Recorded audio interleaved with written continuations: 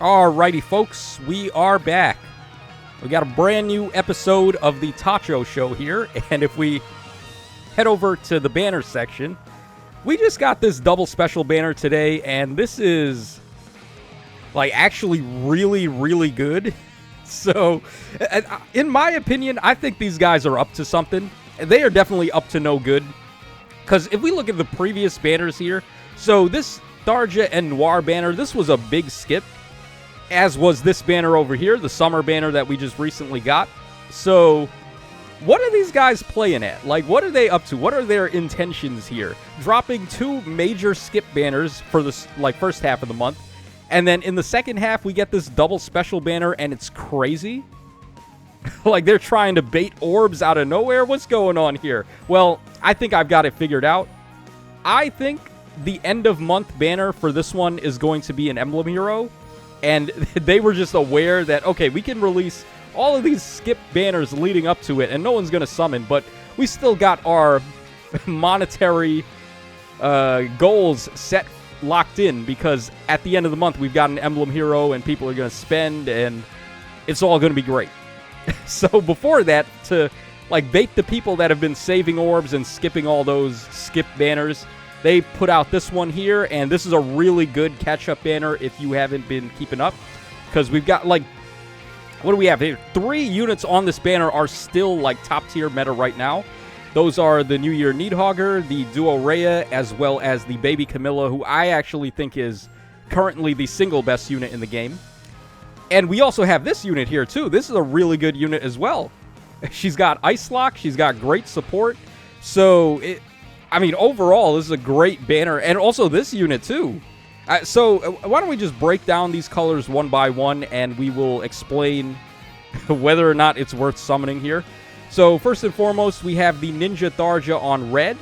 Now, this Ninja Tharja has a really good fodder bank here. So, we have Sly Swift Sparrow, Resonance 4, and Def Res Smoke 3. The first 2 skills are actually pretty good. Def Res Smoke can be good. It gives you Pathfinder after your first round of combat, and it debuffs the enemy's defense and res a little bit. But, I mean, right now what we're trying to do is get the most out of our skills for the first round of combat. And unfortunately, Def Res Smoke isn't really helping us there.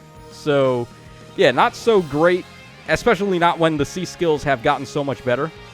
But overall, though, her kit is really good for fodder, and then her weapon is not too shabby either.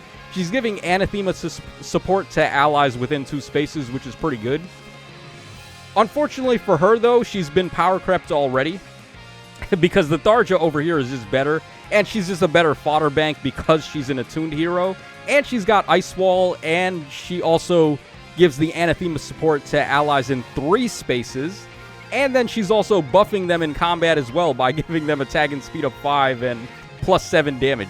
So, she's just like a way better version of the Ninja Tharja, unfortunately. So if you don't have Ninja Tharja, you can just skip her and maybe try to get the attuned one. Then we have this Thea over here. This Thea, I believe she gives support. Yeah, she gives Triangle Attack and Cancel 1 support, which, I mean, Triangle Attack can still be pretty good, right? It's the same reason why Bride Catria is still pretty good. So, certainly a unit that you can get some mileage out of. However, if your goal is to get Brave Attack support, this unit is far superior for that, in my opinion. So, just a little food for thought. I think red overall is a skip. Even Thea's fodder here, Air Orders and Pegasus Rift aren't really all that common. So, they may be decent skills. They're not, like, trash or anything. Like, this one here gives you... what is it again? Frozen, where it makes it harder for the enemies to W. And then it's also giving you some true DR and true damage and all that. So it's not like it's a bad skill or anything. It's just that there are way better skills, unfortunately. So yeah, Thea and Tharja, I think, are a skip. So don't worry about red. Over here on blue, we have the New Year Needhogger, who is a fantastic unit. Also a fantastic fodder unit, because she's got Higher Ground, Slick Fighter 4, and Sturdy Beast, which are all pretty meta. And then her weapon, of course, do I need to explain this? This is like one of the longest weapon descriptions in the game. So, yeah, not really too much to say about her. You guys already get the deal. She is ridiculous. Now, she is being held back a little bit. She's color sharing here with the Halloween Lethe. who is an okay fodder unit. She's got attack and speed clash 3, which can be a good pickup skill for Excel and things like that. And she also has speed and defense near trace, which I guess is fine for a fodder unit. But not really too much to say about her, unfortunately.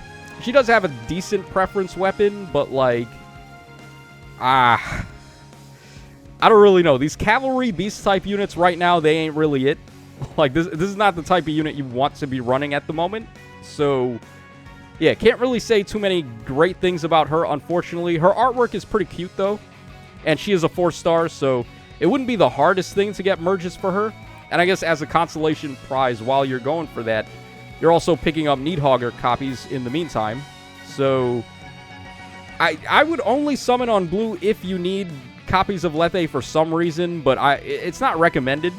I would actually say summon on the other colors, and then when you get to the Spark, then maybe Spark Needhogger if you're thinking about her. Okay, so next up on green, we have the Desert Marissa, who I think a lot of people actually skipped when she came out, and it's kind of understandable. When she came out, we were oversaturated with a lot of banners that were not skips, unlike right now, where it seems like every other banner has been a skip. So you may have skipped out on this unit, and she is very good with her support still. She gives a drive, all stats of 4 to allies in 3 columns and 3 rows.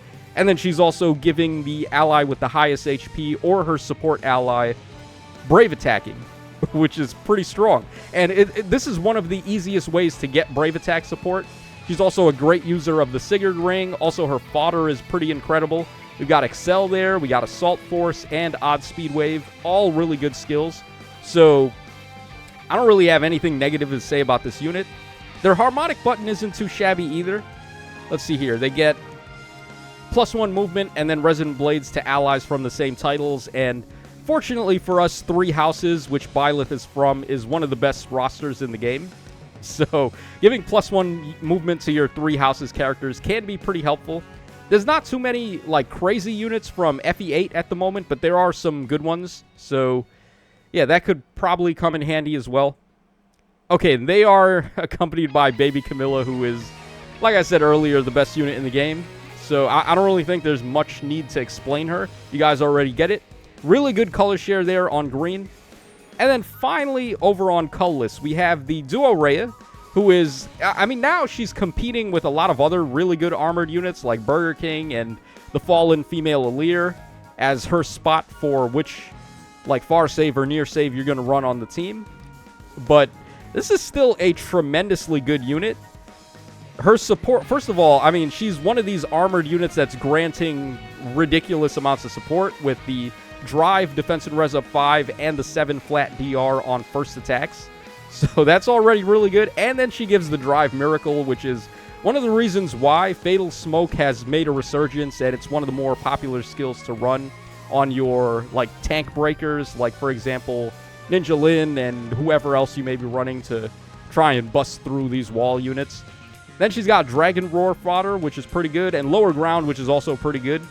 Basically just Warp Bubble mixed in with near save, so can't really say anything bad about that. And then her button is pretty good as well, with neutralizing foes' bonuses during combat as a status to herself and allies, and then she sets up stone tiles for 2 turns. So that could all be pretty great. I really don't have anything negative to say about this unit, other than it's kind of a rough spot right now competing for which armored units you want to run. But she easily still makes the cut because of the support. So yeah, not really anything negative. And then finally, we've got the Winter Hortensia over here. So she's got really good fodder as well. Ice Lock.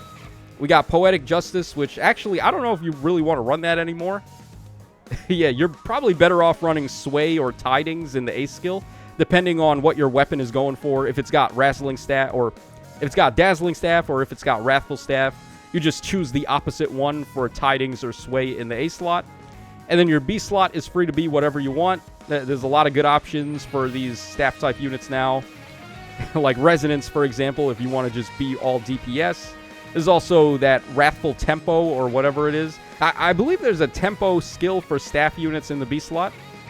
Can't remember the name of it, though, but that's also an option. But, like, Ice Lock is really the main selling point with this one, and also, of course, her C skill gives great support and great debuffing to the enemies. So yeah, I can't really say anything bad about this Hortensia. She's great. She's a good user of the Lin Ring as well. Her weapon also gives support too, so it's not like she's just giving that little bit of support in her C skill. So yeah, I mean, colorless is a great color.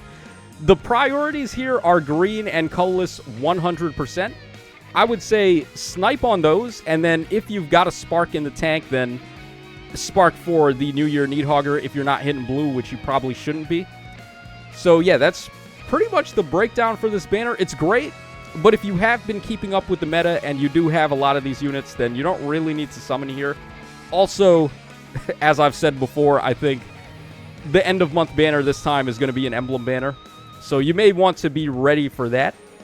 So what do we want to go for here? Let's see. Okay, I guess we can go for green. A second copy of Camilla would actually be pretty good. Mainly because I was thinking up a defense, and one of my thoughts for the defense was to run 2 copies of Camilla. But I guess, all right, we just walk out of there with a buy land, which is fine. Let me know your free pull in the comment section down below. And yes, we will be doing an Aether Raids video probably right after this, honestly.